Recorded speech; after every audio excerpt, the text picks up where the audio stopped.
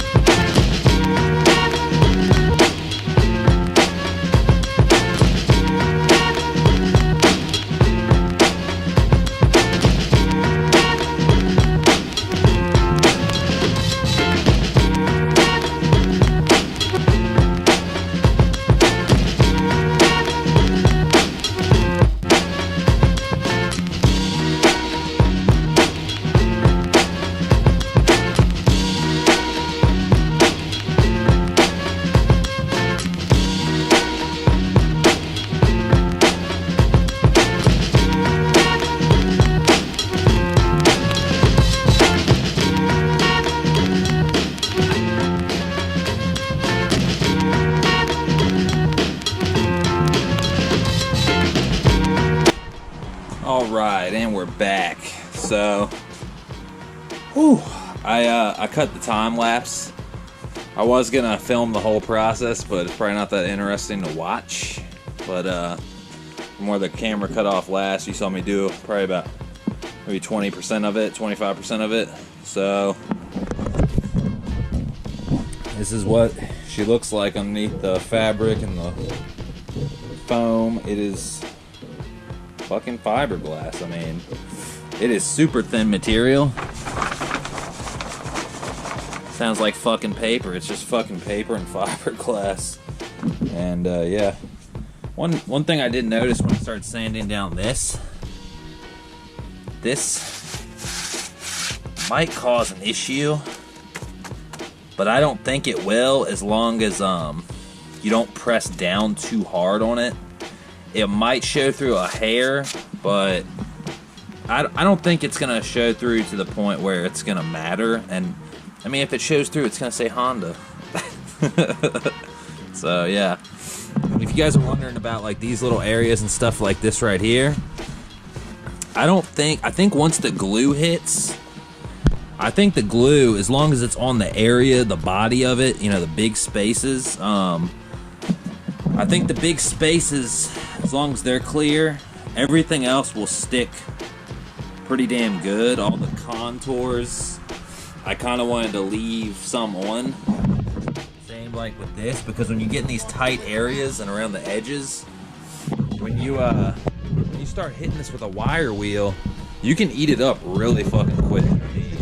To the point where it'll tear it up, you know, it'll break the fucking fiberglass and it'll just shred. So you look, one prime example where that happened was right here, where I just put some fucking window caulk, just something to make a bridge. And then I could kind of work from that. What I'm gonna do is on the back side of them, I'm gonna take like a piece of cardboard or plastic or something like that, something that'll give it a bridge, because even that window caulk is not working that great. I mean, it's holding together, but when I lay everything down, when I start putting pressure on things, I don't want to get any creases or wrinkles. And this is probably going to be a very difficult headliner to do, because of how, basically in a nutshell, of how flimsy it is. It's going to be very difficult to do.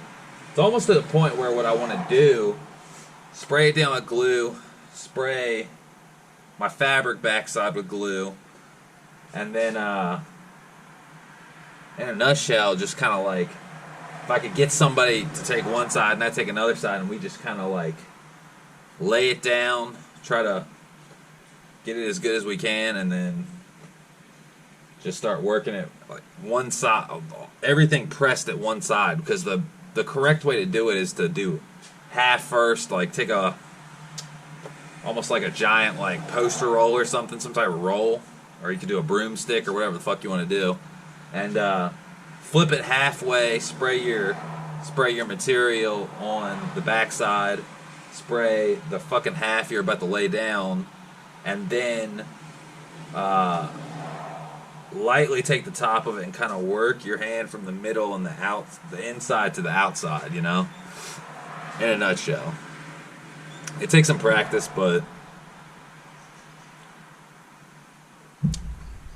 those are our options basically. But yeah, I'm kind of just trying to figure out how the hell I want to do it, because it is really flimsy. I almost think I should have left the just took the fabric off, but left the foam on top of the fiberglass, because it is, I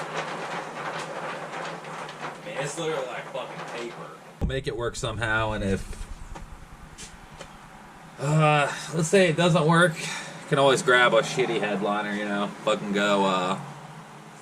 There is an RSX in my area at the local salvage yard. I don't know what the hell's wrong with it. I don't know what people have already pulled, but the spare headliner would be a good thing to have. Any other spare parts? I'm trying to think what else. I don't know if it's an 05, 06 or if it's a 02, 04, but if it's a 05, 06, I might grab the 05, 06 taillights just for fun.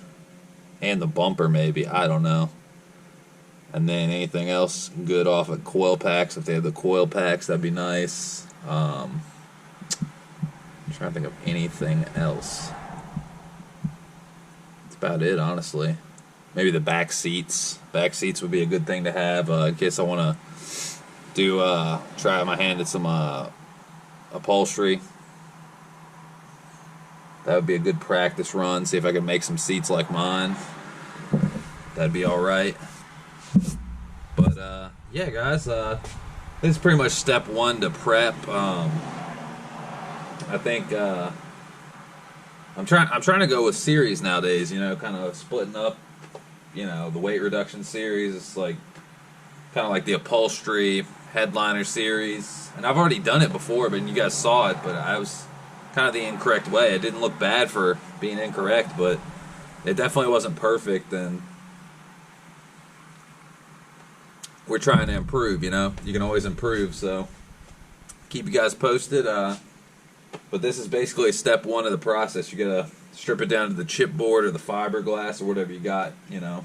But I will say this RSX one is by far the fucking flimsiest one. I mean, I've had fiberglass ones that still feel a lot sturdier than this one. This one feels...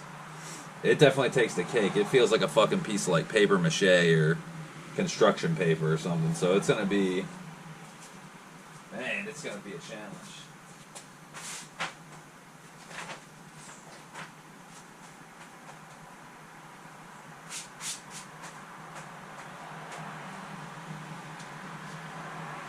But yeah, guys, I'll catch y'all later.